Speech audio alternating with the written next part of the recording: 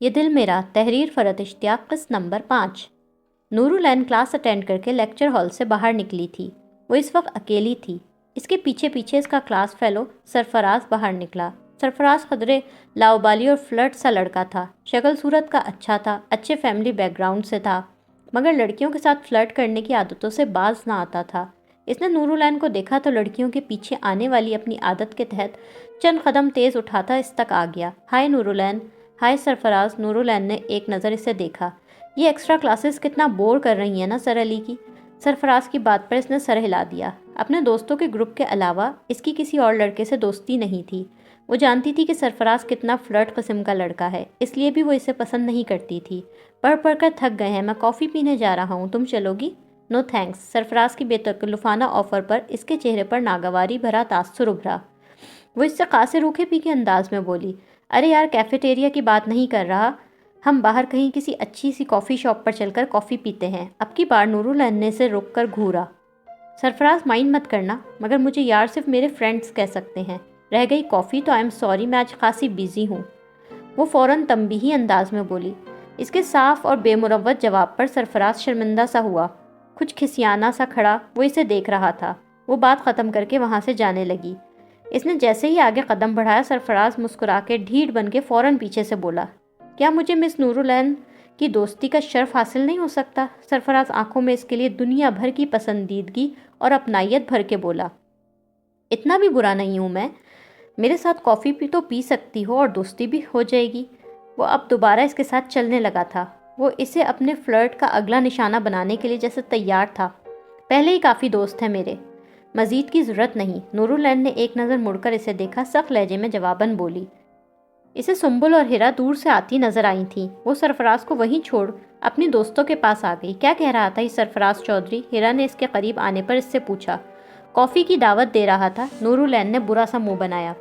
قسم سے یار، یہ لڑکا کتنا بڑا فلرٹ ہے، ہمارے ڈپارٹمنٹ کی آدھی لڑکیوں سے تو افیئر چلا ہی چکا ہے، اپنی اچھی شخصیت کا فائدہ اٹھاتا ہے، فلرٹ کہیں کا۔ سنبل ناپسندیدگی بھرا منہ بنا کے بولی۔ وہ تینوں دوستیں باتیں کرتی وہاں سے جانے لگیں۔ لڑکیوں کو بھی تو دیکھو جو ایسوں کے ہاتھوں بے وقوف بنتی ہیں۔ ہیرا کے لہجے میں ناراضگی تھی۔ اب اینا کے پیچھے پڑا ہے، کل بھی شاید تم سے خواہ بے تکلف ہونے کے بہانے نوٹس مانگنے آیا تھا نا؟ سنبل پہلے ہیرا سے بولی، پھر نورالعین سے پوچھا۔ نورالعین نے سر ہلا دیا۔ ہاں، بڑا ہی بے شرم اور چپکو ہے وہ۔ اس سے پہلے پچھلے ہفتے ایک ریفرنس بک مانگ رہا تھا، ہمیں اسٹڈیز سے فرصت نہیں ملتی اور اس کے پاس دیکھو کتنا فالتو ٹائم ہے۔ نورالعین خاصے بیزاری اور کوف سے بولی۔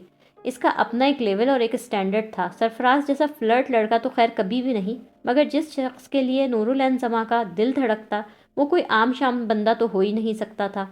آج یونیورسٹی میں کیسا دن رہا نور؟ وہ کھانے کی میز پر میر فاروق کے ساتھ بیٹھی تھی۔ میر فاروق اس کی پلیٹ میں کھانا ڈالتے مسکرا کر پوچھا۔ بیٹی سے اس کا دن بھر کا احوال سننے کی انہیں عادت تھی، اور بیٹی اپنے دن بھر کی ہر رودات جب تک اپنے باپ کو نہ سنا دیتی اسے مزہ نہ آتا تھا۔ ہمیشہ کی طرح تھکا دینے والا تھا بابا جان، اوپر سے میرے ایک کلاس فیلو نے بھی میرا موڈ آف کروا دیا۔ خیر پھر موڈ ٹھیک بھی ہو گیا اور کھانا کھاتے کھاتے روٹین کے انداز میں بولی، کون کلاس فیلو؟ کیا کیا اس نے؟ نورالعین کی بات پر میر فاروق کے لبوں پر سے مسکراہٹ ایک لمحے کے لیے غائب ہوئی۔ انہوں نے فوراً بے حد سنجیدگی سے بیٹی سے پوچھا، وہ بابا جان میرا ایک کلاس فیلو ہے نا سرفراز، وہ بہت گھٹیا ہے، میری اس سے دوستی بھی نہیں ہے، پھر بھی خواہ دوستی جھاڑنے لگا، مجھے کافی کی آفر کرنے لگا، میں نے منع کیا تو پیچھے پڑ گیا، اصرار کرنے لگا۔ ہیرا بتا رہی تھی اس نے ہمارے ڈپارٹمنٹ کی کئی لڑکیوں سے افیئر چلا رکھے ہیں، مجھ سے بلا وجہ فری ہوتا ہے، کبھی نوٹس مانگنے آ جاتا ہے، کبھی کتابیں، چپکو ہے کہیں کا۔ نورالعین لاپرواہی بھرے انداز میں کھانا کھاتے ہوئے ان کو آج کی رودات سنانے لگی۔ جیسے ہی اس نے کافی کی دعوت والی بات کی تو چھری اور کانٹے پر ان کی گرفت مضبوط ہوئی۔ بے اختیار ابھرتے غصے کو انہوں نے کنٹرول کیا۔ مارے ضبط کے ان کے ہاتھوں کی انگلیاں سرخ پڑ گئیں۔ ان کی آنکھوں میں لمحہ بھر کے لیے شدید سختی، کرختگی اور غصہ ابھرا۔ کسی کی یہ مجال کہ نورالعین زماں کی طرف آنکھ اٹھا کر دیکھے؟ خیر چھوڑے اس بات کو۔ آج ایک بہت مزے کی بات بھی ہوئی۔ ان کے جذبات سے بے خبر نورالعین نارمل انداز میں اس موضوع کو ختم کر کے فوراً ہی اگلا قصہ سنانے لگی۔ میر فاروق نے اگلے پل ہی اپنے تاثرات کو دوبارہ پہلے کی طرح نارمل اور پرسکون بنا لیا اور مسکرانے لگے۔ پیر کو جو کوئز سر علی نے لیا تھا نا، اس میں میرے ہائیسٹ مارکس آئے ہیں، آج ہی پتہ چلا ہے ہمیں۔ بہت خوب، میری بیٹی ہے ہی جینیس۔ میر فاروق نے سر ہلایا۔ مگر اندر سے ان کا دھیان اس کی پچھلی بات پر ہی اٹکا ہوا تھا۔ کیا نام بتا رہی تھی نور تم اس لڑکے کا؟ انہوں نے بظاہر سرسری سے انداز میں پوچھا۔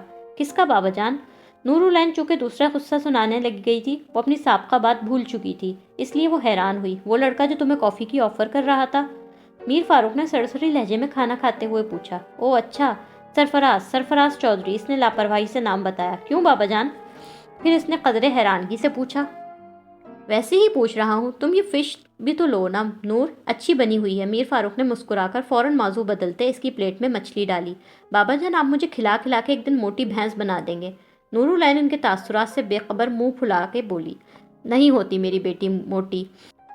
ہاں تم اپنے دن کا سارا احوال مجھے بتا رہی تھی، ٹیسٹ رزلٹ بھی پتہ چل گیا، اور کیا کیا ہوا؟ میر فاروق اس کی بات پر ہنس پڑے۔ وہ بظاہر ہنس مسکرا رہے تھے مگر ان کی آنکھوں میں غصہ اور سختی بھری ہوئی تھی۔ بس بابا جان، باقی کا سارا دن ہم لوگ ڈاکٹر ارسلان کا اسائنمنٹ بناتے رہے۔ بہت مشکل اسائنمنٹ دیا ہے ڈاکٹر ارسلان نے۔ نور العین پھر انہیں اپنے دن بھر کی باتیں مزے سے سنانے لگی، اس بات سے بے خبر و بے نیاز کہ اس کے باپ اس لڑکے سرفراز چودھری کی ہڈی پسلی توڑوانے کا ارادہ باندھ چکا ہے۔ کوئی میر فاروق کی بیٹی کی طرف غلط انداز سے دیکھنے کی جرت تو کرے، وہ آنکھیں ہی پھوڑ دیں گے۔ اگلے ہی روز علی بخش کو انہوں نے اس سرفراز چودھری کا بندوبست کرنے بھیج دیا، اور اگلی ہی رات انہیں اطلاع بھی مل گئی کہ سرفراز چودھری کا بندوبست اچھی طرح کر دیا گیا ہے۔ سانسیں چل رہی تھی، باقی ہاتھ پیر پسلیاں ہڈیاں زخمی کروائے ہسپتال میں پڑا ہے۔ یہ سبق کافی تھا ان کی نور العین کی طرف غلط نظروں سے دیکھنے والے کا۔ میر فاروق مطمئن ہوئے۔ کچھ پتہ چلا کون لوگ تھے جو سرفراز کو لے گئے؟ نہیں یار، ابھی تک کچھ پتہ نہیں چلا، پر یار بیچارے سرفراز کو مار بڑی لگائی ہے ان گنڈوں نے۔ وہ ابھی اپنی کلاس میں آئی تھی، صبح صبح ساری کلاس میں یہ خبر جیسے گرما گرم بریکنگ نیوز کی طرح پھیلی ہوئی تھی۔ کل رات جم سے واپسی پر سرفراز کو کچھ لوگ اٹھا کر لے گئے تھے اور اس کی خوب پٹائی کی۔ ہمارے ڈپارٹمنٹ میں کیا کوئی تازہ واقعہ ہوا ہے؟ سب طرف یہ کیا خسر پسر اور تبادلہ خیال چل رہا ہے؟ اپنے دوستوں کے پاس آتے ہی اس نے فوراً تجسس بھرے انداز میں پوچھا۔ لو بھائی، تمہیں پتہ ہی نہیں چلا ابھی تک؟ ہیرا نور العین کے سوال کے جواب میں بولی۔ کیا؟ نور العین حیران ہوئی۔ وہ سرفراز چودھری ہے نا، کل رات اسے کچھ ہونڈے اٹھا کر لے گئے تھے، وہ اپنے جم سے نکلا، اسے کسی سنسان جگہ لے گئے اور کافی مار لگائی ہے انہوں نے۔ اسپتال میں ایڈمٹ ہے وہ اس وقت۔ ہیرا سے تفصیل بتانے لگی۔ اوہ! نور العین کے چہرے پر افسوس بھرا۔ کلاس کے سب لڑکے اس کو دیکھنے گئے ہوئے ہیں، یاسر و حسان بھی ساتھ گئے ہیں۔ سنبل ابھی یہ کہہ ہی رہی تھی کہ اسی وقت سامنے سے یاسر و حسان آتے نظر آئے۔ لو یہ لوگ آ گئے۔ کیا ہوا؟ کیسا ہے سرفراز؟ یاسر و حسان کے قریب آنے پر ہیرا نے پوچھا۔ ہاتھ پاؤں سلامت ہیں، باقی پورا کا پورا زخمی ہے، آنکھ پہ پٹی، ناک پہ پٹی، سر پہ پٹی ٹکا کے مار پڑی ہے بیچارے کو۔ یاسر سرفراز کی پٹیوں میں جکڑی حالت یاد کر کے ہنس پڑا۔ لگتا ہے جن لڑکیوں سے دل پشوری کرتا ہے ان میں سے کسی کے بھائی سے کٹ لگوائی ہے۔ تینوں لڑکیوں نے یاسر کے ہنسنے پر اسے شرم دلانے والے انداز میں گھورا۔ حسان بھی ہنس رہا تھا۔ بہت بری بات ہے، شرم کرو تم دونوں، وہ بیچارہ ہاسپٹل میں زخمی پڑا ہے اور تم لوگ اس کا مذاق اڑا رہے ہو۔ نور العین نے اسے شرمندہ کرنے کی کوشش کی۔ یار اس کی حالت ہی اتنی فنی لگ رہی تھی، ایک آنکھ پہ پٹی تھی، ہمیں صرف ایک آنکھ سے دیکھ رہا تھا۔ سب لڑکے سے چھیڑ رہے تھے کہ یار یاسر اب تو ایک آنکھ سے لڑکیوں کو کیسے دیکھا کرے گا۔ حسان بتاتے ہوئے ہنس پڑا۔ اس کی بات پر سنبل، ہیرا اور نور العین کے چہروں پر بھی مسکراہٹ آ گئی۔ سب لڑکے یہی کہہ رہے تھے کہ جن لڑکیوں سے چکر چلاتا ہے ان میں سے کسی کے بھائی نے اسے خوب مار پڑوائی ہے، ٹکا کے اسے مارا ہے انہوں نے، خوب پھیٹی لگائی اور کسی سنسان سڑک پر پھینک دیا۔ حسان دانت نکالتے ہوئے بولا۔ اب لڑکیوں سے افیئر اور فلرٹ سوچ سمجھ کر کرے گا۔ سنا ہے مار لگانے والوں نے اسے باقاعدہ زور زور سے بلوایا تھا کہ اب سے وہ یونیورسٹی کے ساتھ پڑھنے والی ہر لڑکی کو اپنی بہن سمجھے گا۔ حسان اور یاسر قہقہہ لگا کر ہنس رہے تھے۔ تم دونوں کو شرم نہیں آتی نا، مسلسل اس بیچارے کا مذاق اڑا رہے ہو۔ نور العین نے ان کو شرم دلائی۔ سرفراز کا فلرٹ ہونا اپنی جگہ، مگر اس کی اس بری طرح زخمی ہونے پر ہمیں افسوس ہونا چاہیے۔ وہ یونیورسٹی سے گھر واپس جا رہی تھی۔ ڈرائیور گاڑی چلا رہا تھا، اس کے ساتھ گاڑی میں آگے علی بخش بیٹھا تھا۔ وہ پچھلی سیٹ پر بیٹھی تھی، اس کی گاڑی کے پیچھے گارڈز کی گاڑی بھی آ رہی تھی۔ اس نے گاڑی میں بیٹھے بیٹھے اپنا بیگ کھولا۔ اس نے بیگ میں سے وہی نیپکن باہر نکالا۔ وہ خاموشی سے ایک پل اس پر بنے اپنے اسکیچ کو دیکھتی رہی، پھر اس نے ایک گہری سانس لے کر کھڑکی سے باہر دیکھا۔ اتنی بڑی آبادی والے اس بڑے شہر میں تمہیں کیسے ڈھونڈوں؟ تم کون تھے؟ کہاں سے آئے تھے؟ کہاں کھو گئے ہو؟ گہری افسردگی چہرے پر لیے وہ سوچ رہی تھی۔ اسے لگ رہا تھا وہ اس شخص سے دوبارہ کبھی نہیں مل سکے گی۔ اس کی اور گارڈز کی گاڑی سے کچھ فاصلہ رکھے پیچھے ایک سیاہ شیشوں والی کار مسلسل ان کا پیچھا کر رہی تھی۔ اسے چلانے والا شخص غیر واضح تھا، مگر گاڑی میں جو کوئی بھی تھا وہ بڑی چالاکی اور ہوشیاری سے اس کی گاڑی کو فالو کر رہا تھا۔ اس طرح کہ نہ علی بخش کو شک ہو اور نہ نور العین کے گارڈز کو۔ علی بخش کاکا مجھے ایک بک لینی ہے، گاڑی بک شاپ کی طرف ٹرن کروائیں۔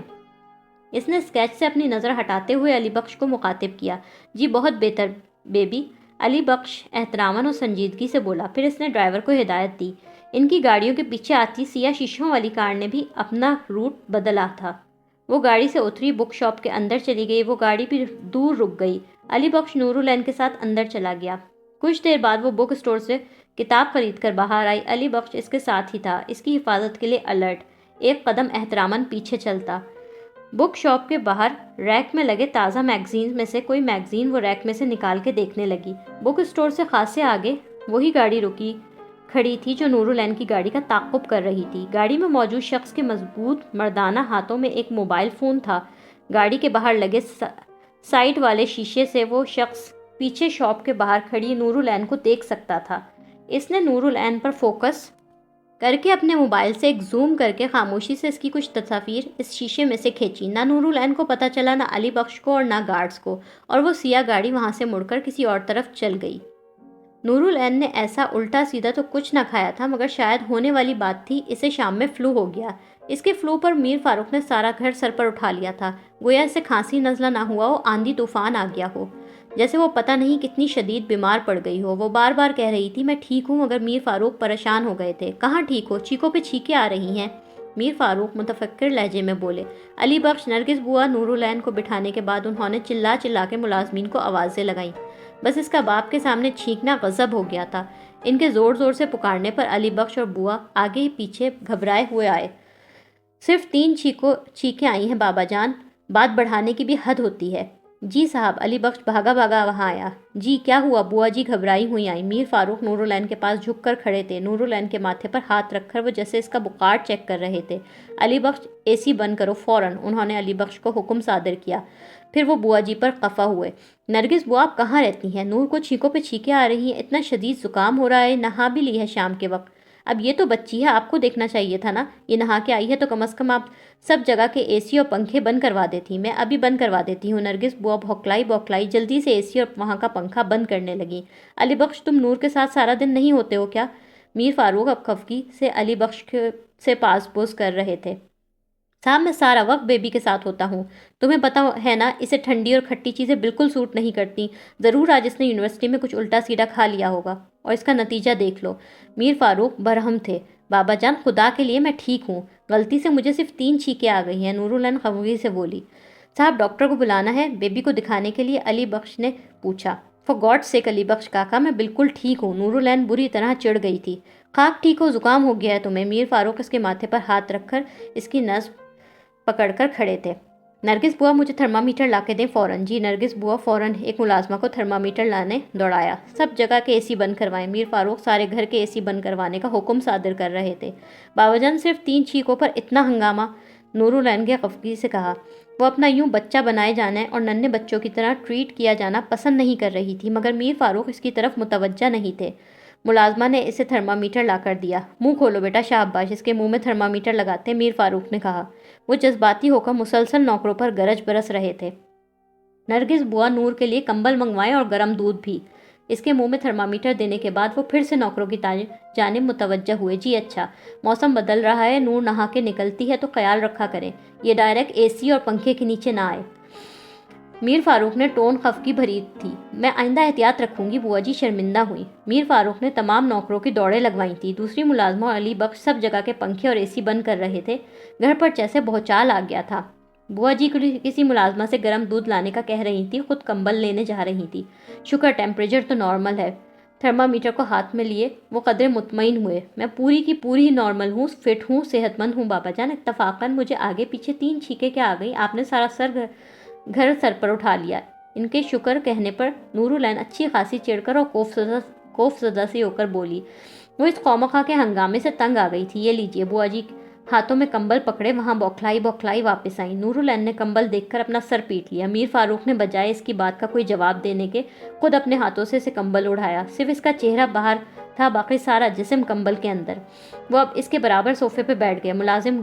ملازمہ گرم دودھ کا مگ لے کر بھاگی دوڑی وہاں آئی۔ میر فاروق نے دودھ کا مگ ملازمہ کے ہاتھ سے لے لیا۔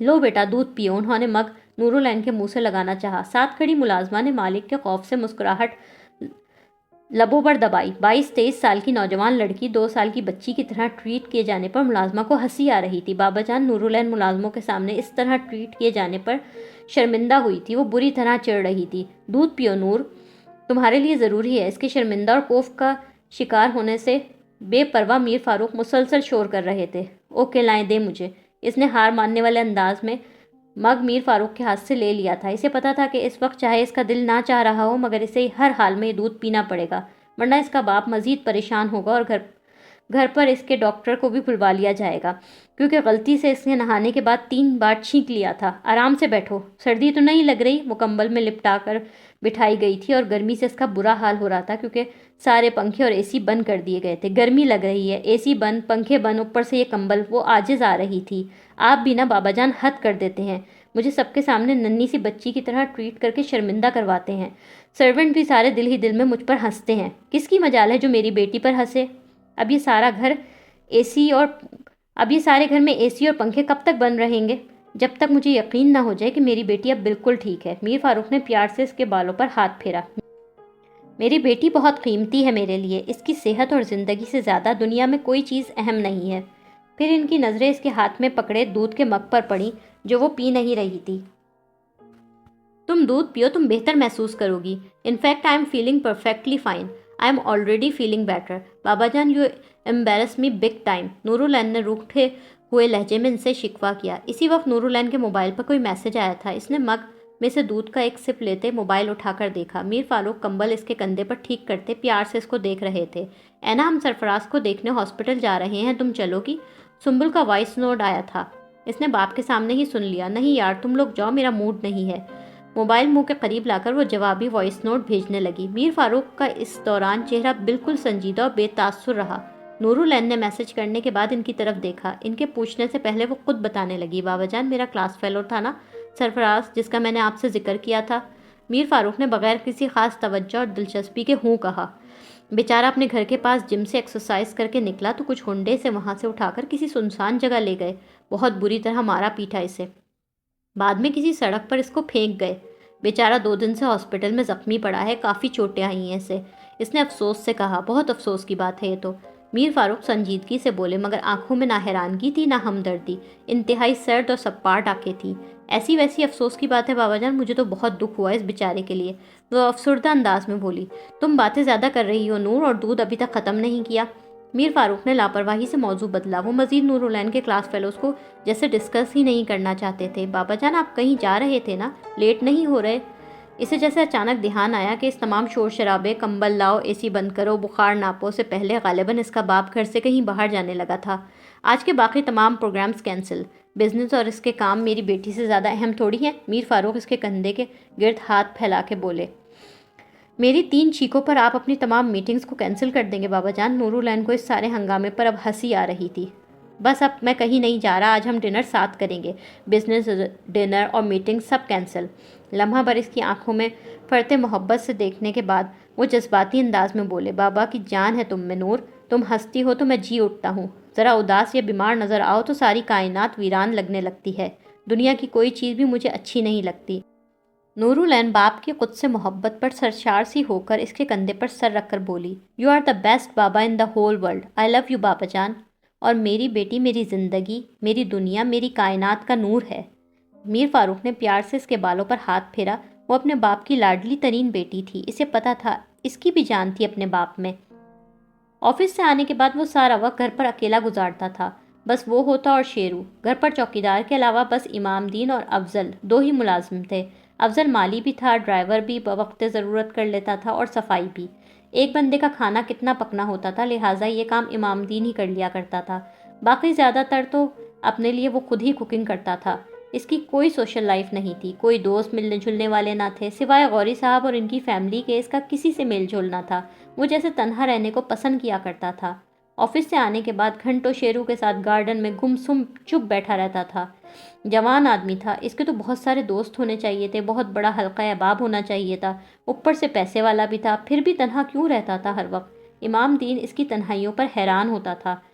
एक वो, एक इसका कुत्ता, ये कोई रिश्तेदार, कोई दोस्त इसके पास क्यों नहीं आता? इतनी दौलत और इमारत के बावजूद वो अपने दोस्तों के ग्रुप के साथ यूनिवर्सिटी में थी।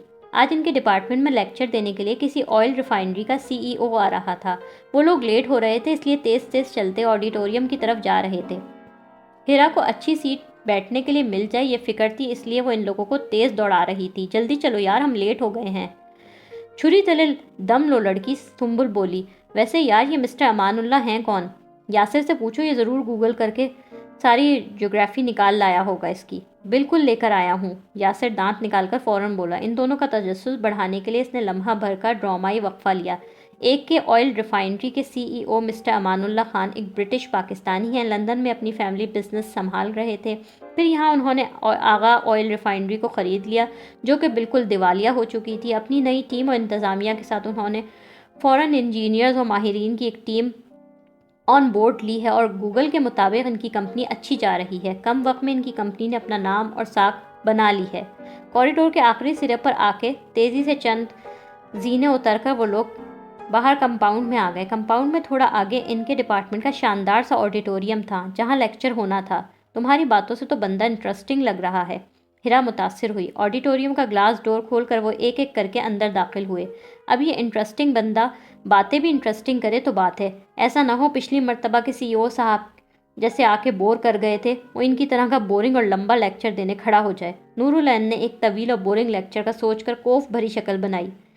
इसको अपने ग्रुप के साथ पहली नशिस्तों में ही जगह मिल गई थी। सीधे हाथ वाली पहली नशिस्त पर इनके कुछ प्रोफेसर्स और लेक्चरार्स बैठे हुए थे। स्टूडेंट्स लेक्चर्स शुरू होने का इंतज़ार कर रहे थे। बंदा आके नहीं दे रहा था। वो भी बोर होना शुरू ही कर रही थी कि इसको ऑडिटोरियम में वो दाखिल होता नजर आया। वो जिससे वो एक बार ही मिली थी और इसे भूल नहीं पाई थी। वो जिसने इसका स्केच बना के दिया था और फिर लम्हों में यूं गुम हुआ था, लगता था कि कभी दोबारा मिलेगा ही नहीं। इसके एक प्रोफेसर के साथ वो अंदर आ रहा था। नूरुलैन के लिए जैसे वक्त सा थम सा गया था। वो एक टिक इसके आने को देख रही थी। यार, किसी कंपनी के CEO से ज़्यादा ये तो कोई फिल्म स्टार लग रहा है। हिरा ने दिल पर हाथ रखा। ओ माय गॉड, ये बंदा तो शदीद किस्म का हैंडसम है। सुंबुल भी आने वाले की शख्सियत से मुतासिर हुई। अब ये बातें जितनी भी बोर करें, मैं तो बोर होने नहीं वाली। हिरा एक आंख दबाकर शरारत से मुस्कुराई। नूरुलैन को दोस्तों की बातों से कुछ सरोकार नहीं था। वो टिकटिकी बांधे से देखे जा रही थी। लगता ना था वो इसे फिर कभी देख पाएगी, मगर वो तो फिर इसके सामने आ गया था। ऐसे हैंडसम बंदे की बातें सुनेगा कौन? देखने से फुर्सत मिलेगी तो सुनेंगे ना, सुंबुल ने शरारत से बोला। वो पुरवकार और शानदार अंदाज में चलता अंदर आया। वो बेहतरीन सूट में मलबूस था। प्रोफेसर जवाद जो इसे अपने साथ यहाँ लाए थे, वो अगली नशिस्तों पर बैठे प्रोफेसर्स और लेक्चरार्स वगैरह से इसका तारुफ करवाने लगे। वो खुश अखलाक़ी के साथ सबसे हाथ मिला रहा था। नूरुलैन को बाकी हर आवाज़, हर चेहरा पस मंज़र में नज़र आ रहा था। सामने खड़े शख्स के सिवा जैसे बाकी सब कुछ धुंधला गया था। इतने सारे स्टूडेंट्स के दरमियान बैठी नूरुलैन को इसने नोटिस नहीं किया था। शायद इसे तो कम से कम यही लग रहा था। स्टूडेंट्स, आज हमने यहाँ जनाब अमानुल्लाह खान साहब को दावत दी है। अमानुल्लाह साहब AK ऑयल रिफाइनरी के CEO हैं। उन्होंने इंग्लैंड से केमिकल इंजीनियरिंग में बैचलर्स और पेट्रोकेमिकल इंजीनियरिंग एंड रिफाइनिंग में मास्टर्स किया है। आज से चंद साल पहले कौन सोच सकता था डूबती हुई और मुकम्मल नुकसान में जाती आगा ऑयल रिफाइनरी एक बार फिर अपने पैरों पर खड़ी हो सकेगी। मगर अमानुल्लाह साहब ने ये मौजज़ा कर दिखाया, और वो भी बहुत कम अरसे में। आज पाकिस्तान के ऑयल एंड गैस सेक्टर में AK ऑयल रिफाइनरी एक बड़ा नाम बनकर उभर रही है। प्रोफेसर जवाद स्टेज पर जाकर अमान का तारुफ करवा रहे थे। स्टॉक मार्केट में इनके शेयर्स की प्राइस दिन ब दिन ऊपर जा रही है। हमारी खुशकिस्मती है कि आज उन्होंने अपने बिजी शेड्यूल में से हमारे लिए वक्त निकाला है। अमानुल्लाह साहब प्लीज़ तशरीफ़ लाएं। उन्होंने इस शानदार बंदे को स्टेज पर आने की दावत दी।